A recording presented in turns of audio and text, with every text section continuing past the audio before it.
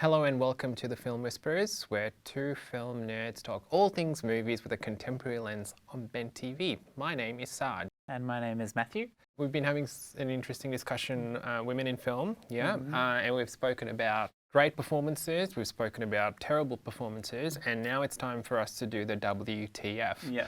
For people watching, what is the WTF? What would you say? So I guess in this instance, and tell me if I'm on the right page, we're kind of talking about performances that maybe were left of center. So maybe it's like an actress who did a role that was completely unlike anything they'd done before, so it's very surprising.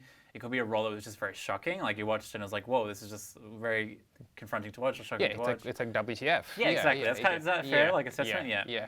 Is there one that comes to mind for you when, when we're talking about WTF, you saw it and you just went, oh, okay.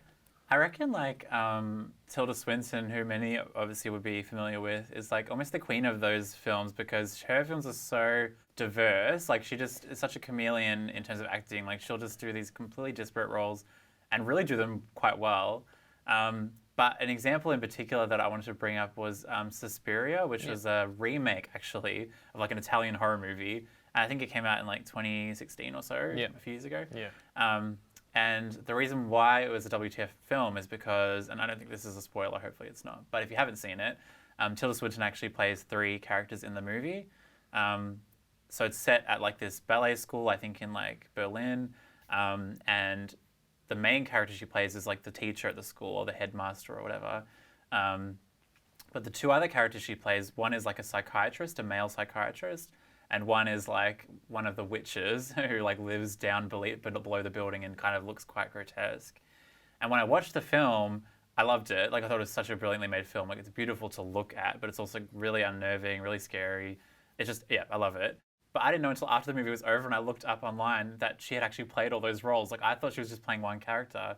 But then when I got home, I was actually genuinely shocked because then when I looked back and I was rewatching it like when it came out on DVD or whatever, when you look, you're like, oh, I can actually see like how they've put these prosthetics and made her look like the psychiatrist or made her look like the witch. But I genuinely had no idea. So that for me was like, wow. I mean, it was a very impressive performance because obviously she was like playing 3 different people. But I think it was particularly impressive because I think most people like me probably didn't even realize she was playing these 3 completely different characters. So I think that's one of my key ones. Okay. But she's in obviously a lot of other movies too, like Snowpiercer, where she plays a very distinct character. I mean, even when she had like a cameo in the Amy Schumer rom-com Trainwreck. Yeah. She was playing like, I think, the magazine editor or something. And so like Tilda Swinton historically has done these kind of more kooky roles. We need to talk about Kevin. We need to talk about Kevin, all these kind of like bit more kind of almost art house movies and a bit strange roles. And then she's in Trainwreck playing like a kind of like, not ditzy, but very like, it just completely unlike anything she's done before. So she was having fun with that. She's having a lot of fun with it. It's like, so it's kind of just like, I feel like as an actress, like she's the queen of those kind of shocking WTF movies because it's just, she's always playing someone unexpected. Like you can't really typecast Tilda Swinton because I feel like she just always plays these really different roles. So Suspiria, you should definitely watch it if you're interested because her performances are amazing and it's very, very good. But that would be, I think, my pick. Do you have a WTF one? Yeah, I do. Now, and you know how much I love Reese Witherspoon, so I just don't think I could do this bit without. So for me, the WTF film that Reese Witherspoon did, I believe it was in 2015. It was called Wild. I have seen that one. It's based on a true story, right? Yeah. It is. Cheryl Strayed, I think is her name. Anyway, so Reese Witherspoon plays this character who decides to do this hike, and the whole purpose of it is she wants to just start a new chapter in her life, and she just cleanses herself from all technology, etc. And she does this hike. And the reasons why it was a WTF film or performance, was because, let's face it, Reese has a very, she's got roles that she picks, and she's a brand. She's got a brand. That's what I'm trying to say. She's got a brand, and most of the time it's your America's sweetheart, or and I think that term's quite problematic now that I say it. But anyway, America's sweetheart. I know what you mean. Yeah. Or the rich white lady who's got kids or whatever. And in this role, she's got barely any makeup on. It's quite raw. She plays a junkie. And it was just, it was just different and unexpected. And I could see why she got nominated for her second Oscar, because it was just that good. People compare it to Eat, Pray, Love, but more it's not the privilege of traveling around the world, but it's more being able to do this hike with very minimal luxuries. So yeah, that to me would be my WTF Performance. I've seen the film a few times.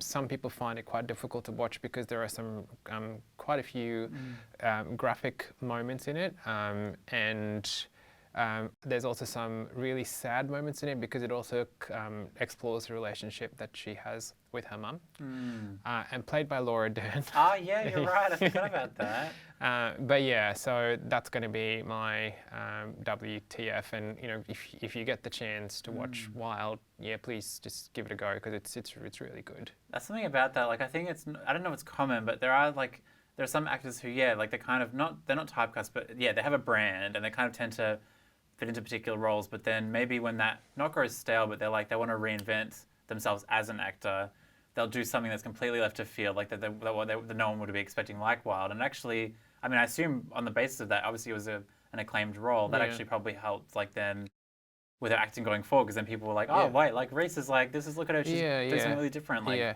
because if I'm not mistaken, so she had just set up this company, it was called Hello Sunshine, and the purpose of the company was to provide women with the opportunity to tell their stories, and she did that because she found that the roles that Hollywood were offering women were really poor. And that was, I believe, Wild was her second film, because she did Gone Girl first. She produced Gone Girl. She wanted to star in it, but they felt like she couldn't give the role justice, so that they cast Rosamund Pike in it, and then she produced it. And once that got famous and that got really popular, people started to have more faith in her. Then Wild happened, she got an Oscar nomination, and that pretty much allowed that production company to grow. And she's done Big Little Lies, Little Fires Everywhere. There's quite a few things that production company has done, which is again very, very strong female leads. Yeah, so it has given the opportunity for women in Hollywood to tell their story. Do we have an honourable mention for this? I was just thinking, I'm one actually probably good example is pretty much any John Waters film, because the women that he casts in his film, or the characters that he writes for his films, completely subvert what people would expect in a traditional American movie, if that makes sense. So because they came out in the 60s and 70s and 80s, usually he'll set characters in this kind of middle class white suburban life, but he'll cast someone like Edith Massey, who I think he actually met at a Baltimore pub one day, who had no acting experience whatsoever, but was so taken by her charisma and her energy that he was yeah, come. And he cast her in is it Pink Flamingos, Female Trouble, Desperate Living, and he kind of does just a really good job of putting kind of really abject stuff on screen, or almost grotesque stuff as well, because it's almost a critique of these kind of heteronormative, middle-class, white, suburban lifestyles in America at the time. And so a lot of his films are very female-dominated. And I would say, in terms of WTF, not necessarily in a negative way, but it's just, in a shocking way, because at the time especially, there weren't movies that were portraying that kind of stuff. So, I think that's a probably good honourable mention. Do you have any? I can think of one, and again, we spoke about Mariah. Mariah in Precious. Oh, that was very surprising, yeah. Very surprising. Sorry. It's Precious, based on the novel Push by Sapphire. Sorry, get the full one. Yeah, exactly. So Mariah in that was absolutely amazing. She was given the opportunity to redeem herself as an actress, and I thought she did an amazing job. And that was genuinely a WTF, because that was Mariah playing this.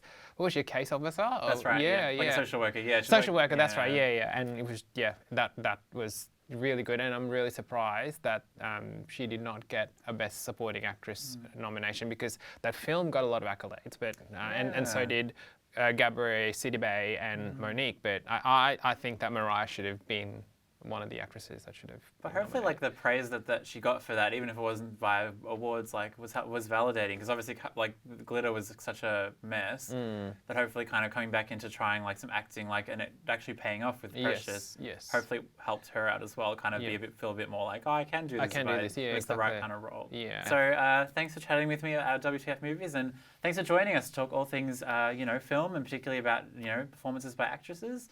As always, you're watching The Film Whisperers on Bent TV, and we'll speak to you next time.